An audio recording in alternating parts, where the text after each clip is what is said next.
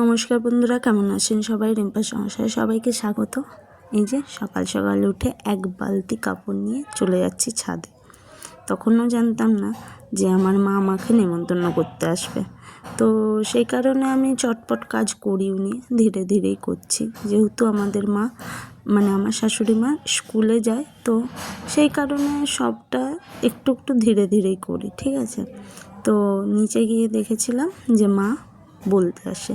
মা বলতে এবার বলি যে আমার দুটো বাপের বাড়ি হওয়ার কারণ শ্বশুর বাড়ির এখানেও আবার একটা বাপের বাড়ি বানাতে হয়, তো সেই কারণে সেটাই আমার বাপের বাড়ি, সেখানেই আজ যাব।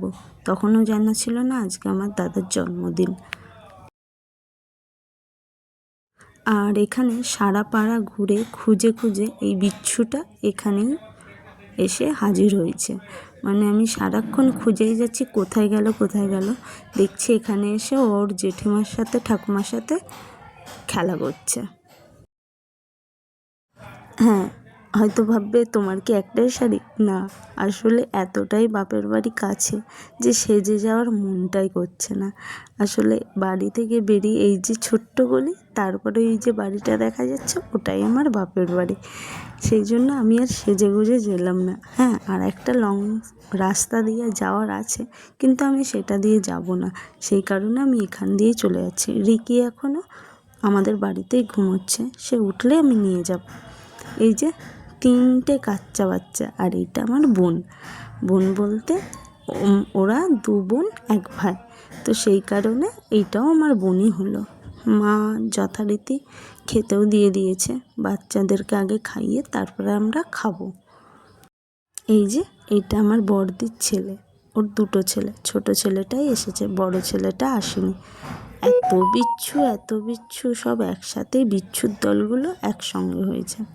আর এদিকে ওর বাবাকে আমি বলি যে একটা কেক নিয়ে চলে আসো, যেহেতু জানতামই না যে আজকে দাদার জন্মদিন ধরছে, তাহলে হয়তো অন্য কিছু নিয়ে আসতাম। তো সেই কারণে ওই গিফটটা ওর তোলা রইল। আর এখানে সব রকম খাবার মা ধরে দিয়েছে। আমি বলি না, আগে দাদা কেক কাটুক, কেকটা খাই, তারপরে আমি ভাত খাবো। সেটা নিয়ে ওইটা আমাদের বৌদি, এইটা আমার বোন, এই যে সাইডে একটা দিদি, ওইটাই বড়দি। সব একসাথে হলে না সত্যি কি মজা যে হয়। তার জন্মদিন ধরছে, বলেছিলাম না যে দেশে গেলে একটা জন্মদিনের পার্টি হবে, তো সেই কারণে আমার দাদা বৌদি, মানে আমার নিজের দাদা আর বৌদি আর ভাইজি এসেছে। তো দাদারই মানে বিরিয়ানি করার সব থেকে, মানে বিরিয়ানিটা ভালো বানায়, তো ওর উপরই দায়িত্বটা ফেলেছি। তো আমি বললাম আয় আমার ব্লগে একটু দেখ কেমন লাগে। তো ওর জন্যে বলছে এই আমি তিরুপতি থেকে এই চুলটা দিয়ে এসেছি, আমি নেড়া, আমি দেখাবো না। আমি বলছি না না, তো কী হয়েছে? তো সেই কারণে ও মুখটা ভালোভাবে দেখাতে চাইছে না। আর ওর বিরিয়ানিটার প্রসেসটা এতটাই সুন্দর, আমি একবার ভাবছি এই প্রসেসে বানাবো। তো সব কিছু একসাথেই আদা রসুন পেঁয়াজ সব দিয়ে এই আলুগুলো সেদ্ধ করা হচ্ছে।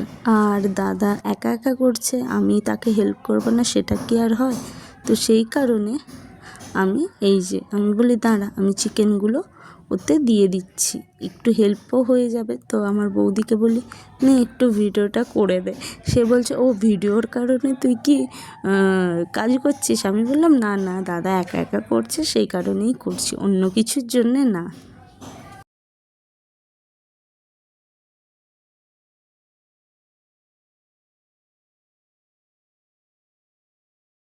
এইদিকে আমাদের চিকেনও রেডি হয়ে গেছে। আর সত্যি কথা বলতে আর আমি প্রসেস তুলতে পারিনি, যেহেতু বাড়িতে অনেক লোক আসবে খেতে, তো একে একে আসা শুরু করে দিয়েছিল, তো সেই কারণে পুরোটা আমি আর নিতে পারিনি। যতই হোক একটু সত্যি কথা আনকমফর্টেবল আমারই লাগছিল, সবসময় কি ফোন নিয়ে আর ভিডিও করা যায়? এই যে আমাদের বার্থডে বয় এখানে দাঁড়িয়ে দাদার হেল্প করছে, আর আমার এই দাদাকে জিজ্ঞেস করছি, ও তো মুখটা দেখাতেই চাইছে না, ও মুখ নিচু করে বসে আছে। যেহেতু ওরও আজকে জন্মদিন গেল, ওকে বলছে আর একবার কেকটা কাটবি, ও হাসছে ওই জন্য। আর এইদিকে আমার দাদা উদাস হয়ে কি দেখছে আমি নিজেও জানি না। তো আজকের দিনটা প্রচুরই মজায় কেটেছে। ওই যে মালা নিয়ে যে মালা পরাচ্ছে, বুঝতেই পেরেছ, ওটা আমার মা, মানে ওইটাই আমার শাশুড়ি মা। আর ঠাকুমা নিচে আছে, কোনো একদিন তোমাদের সাথে দেখাবো। তো আজকের ভিডিওটা এখানেই এন্ড করছি। যদি ভালো লেগে থাকে তাহলে লাইক, কমেন্ট আর সাবস্ক্রাইব করে দেবো আমার চ্যানেলটা। পাশে থাকা বেল আইকনটা ক্লিক করতে ভুলবেন না, যাতে আগামী নোটিফিকেশনের ভিডিওগুলো তোমাদের কাছে চলে যেতে পারে। তো নতুন বন্ধুরা প্লিজ একটু করে কমেন্ট করো। আর ব্যাস এতটাই, সবাই মিলে খুব আনন্দ করলাম। তো দেখা হচ্ছে একটা নেক্সট ভিডিওর সাথে। তো আজকের মতো টাটা।